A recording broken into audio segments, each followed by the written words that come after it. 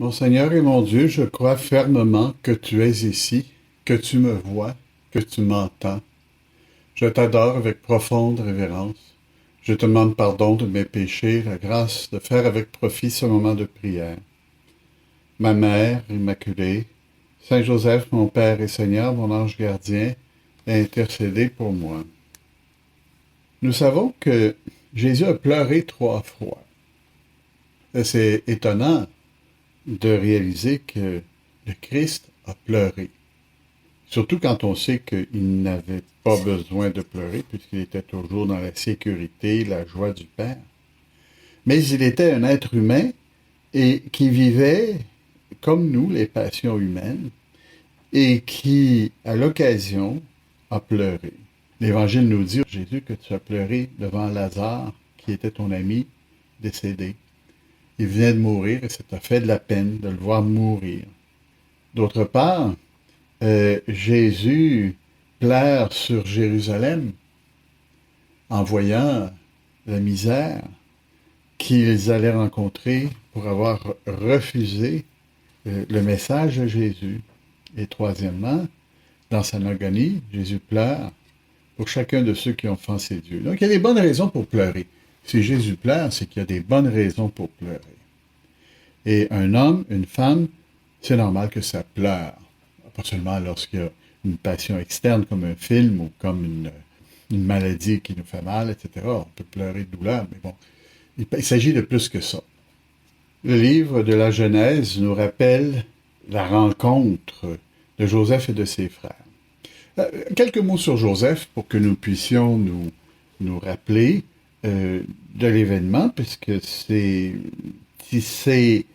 d'événements dans la vie de Joseph. Joseph est vendu par ses frères par jalousie. Il est recueilli par une caravane, vendu, donc les gens de la caravane l'amènent en Égypte et il devient tellement habile qu'il devient l'intendant personnel du pharaon. Tout un poste, c'est toute une histoire sur plusieurs dizaines d'années, peut-être une dizaine d'années peut-être. Et dans cette situation-là, il devient puissant en Égypte. Joseph avait vu qu'il y aurait une grande famine en Égypte et ils avaient prévu pendant plusieurs années amasser beaucoup de grains pour précisément avoir les moyens pour subsister pendant la disette qui allait durer longtemps, la pénurie. D'autre part, les Hébreux n'étaient pas tout à fait prévenus et ils sont devenus comme dépendants des Égyptiens pour aller chercher du blé, qui était le grenier, nous disait-on, de l'Afrique du Nord à l'époque, d'Égypte. Ils se présentent devant lui et Joseph les reconnaît. Il sait le mal qu'ils ont fait, mais il les écoute. La première raison pour pouvoir comprendre les gens et peut-être pleurer avec eux, c'est de commencer par les écouter, comprendre la misère dans laquelle ils se sont trouvés. Aussi Joseph les aide-t-il à confesser leurs fautes devant lui, en expliquant comment ils ont agi avec manque de modération, ils ont fait comme ça beaucoup de peine à leur père et ils ne pouvaient pas retourner trouver Joseph qui était perdu. Le récit que Joseph écoute est un récit qui le fait réfléchir et montre que depuis le temps où il les a laissés, ils ont évolué. Ils sont revenus sur la peine qu'ils ont fait à leur père, sur le mal qu'ils ont fait à leurs frères, et ils hésitent, encore une fois, à laisser le Benjamin, captivité, pendant qu'ils allaient chercher leur père, parce que ça allait tuer leur père. On se rend compte que Joseph, ayant pris les moyens pour essayer de comprendre la situation, se met de leur côté. Il pardonne. Ici, il convient de faire un arrêt. Le pardon est quelque chose qui s'acquiert avec l'écoute. L'écoute de Dieu, l'écoute des autres. On ne peut pas pardonner à quelqu'un si on est certain qu'il nous a fait du mal et si on n'écoute pas sa version, si on n'essaie pas de comprendre ce qui s'est passé. Parce que la plupart du temps, il y a des éléments qui sont claires et qui permettent de comprendre la faute des autres et de les excuser plus facilement. Le pardon qu'on veut donner aux autres donne une grande joie. Et même si on comprend ce qui a fait souffrir ces gens-là, à ce moment-là, oui, on va pleurer avec eux, et non pas s'enrager contre eux. Et ici, c'est important aujourd'hui de bien comprendre ça parce qu'on vit souvent dans une société qui tend à vouloir demander la justice plutôt que de donner le pardon. Et dans ces circonstances-là, il arrive souvent qu'il y a des affrontements et que ça ne fait que devenir de pire en pire. Importance de l'humilité. Écouter. Savoir écouter. Celui qui a été pris en faute. Savoir donner une bonne oreille à ceux qui ont été pris en faute. Quelqu'un me racontait à un moment donné qu'il avait rencontré un juge qui ne l'écoutait pas. Évidemment, il a toujours pensé que le jugement qu'il avait reçu était injuste parce que le juge n'avait pas voulu écouter ses raisons. C'est que ça n'arrive pas pour nous. Hein. Nous, au contraire, on essaye de comprendre les gens, de tisser des ponts. Pontifex, hein, on appelle le pape Pontifex, celui qui crée des ponts. Et chacun de nous, à cause de la miséricorde que nous avons reçue de Dieu, à cause aussi de notre expérience, disons, de faiblesse, on est capable de comprendre, on veut comprendre les faiblesses des autres.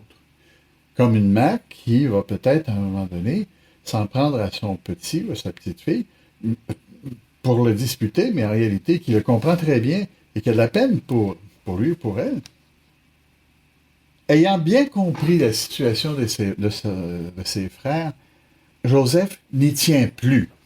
Et là, il met tout le monde dehors, sauf ses frères.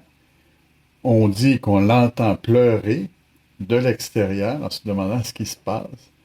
Il pleure parce qu'il voit dans quelle misère ses frères se sont retrouvés, misère qu'il leur pardonne, étant conscient que c'était fort probablement la façon dont Dieu voulait se servir pour les rapprocher de ses frères et éventuellement donner un peuple nombreux à Israël, même pendant le temps où ils étaient en Égypte. Il pleure devant la misère de ses frères, il les invite à se réconcilier. Vous voyez comment pleurer, c'est bon des fois. Comprendre les gens, ça peut faire pleurer des fois. Et ça nous amène à nous réconcilier. Maintenant, est-ce que nous pleurons? Et je pose la question aussi à des gens d'un certain âge, à des gens qui peut-être peuvent sembler avoir le cœur dur des fois dans certaines circonstances. Ça m'arrive de pleurer.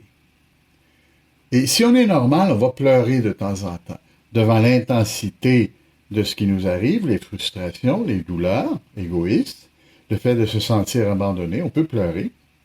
Mais c'est pas exactement des vraies larmes. C'est-à-dire, c'est des larmes de frustration, c'est des larmes d'égoïste, c'est des larmes qui cherchent une vengeance. Les vraies larmes sont celles qui s'unissent aux misères d'autrui. La miséricorde. Les fautes commises contre Dieu. Beaucoup de saints ont pleuré contre les fautes commises contre Dieu. Et aussi, l'expérience de la miséricorde de Dieu. Combien de gens, des fois, qui, après une bonne confession, se mettent à pleurer de joie. Hein? Quels sont mes pleurs? Pourquoi est-ce que je pleure quand je pleure? On peut pleurer de douleur. Il y a la douleur passion.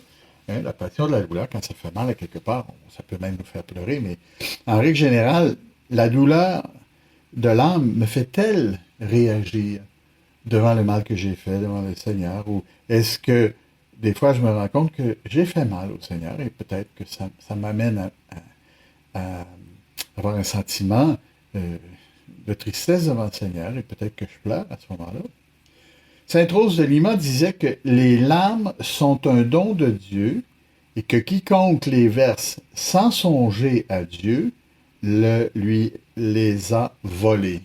Celui qui pleure pour soi-même, c'est quelqu'un qui a pris un don de Dieu et qui a utilisé pour soi-même. Ça vaudrait la peine, ma sœur, mon frère, que nous fassions chacun de nous un examen de conscience en demandant au Seigneur, qui a pleuré le soir du jeudi saint, qui a pleuré devant ce qui s'en venait, qui a pleuré pour Jérusalem, qui a pleuré pour nos péchés, lui demander de nous aider à avoir ce désir de purification intérieure qui fait en sorte que je pleure pour les bonnes raisons. Et que ce signe de mes larmes est un signe de repentir, que c'est un signe d'amour de Dieu, que c'est un signe de miséricorde, que même peut-être un signe de joie. C'est sûr, on va des fois pleurer de douleur. C'est sûr aussi qu'il est bon de pleurer pour le mal qui arrive à autrui. Humainement parlant, on peut avoir de la peine puis pleurer pour ce qui arrive à une autre personne. Et non pas, comme je dis, chercher à se venger. Il est excellent de pleurer aussi avec Dieu, pour le meilleur et pour le pire. Quand on est avec Dieu, on peut pleurer et on sait qu'on est écouté. Parce que la seule consolation réelle qu'on peut trouver, c'est en Dieu. Demandons à la Sainte Vierge, qui était au pied de la croix, qui pleurait pour son fils qui avait été tué sur la croix et qui avait souffert pour nous, demandons-lui la commisération, être capable d'avoir miséricorde des gens avec le cœur de Jésus. Je te remercie, mon Dieu, des bonnes résolutions, des actes d'amour, des inspirations que tu m'as communiquées dans cette méditation. Je te demande de m'aider à les mettre en pratique. Ma Mère Immaculée, Saint Joseph, mon Père et Seigneur, mon ange gardien, intercédez pour moi.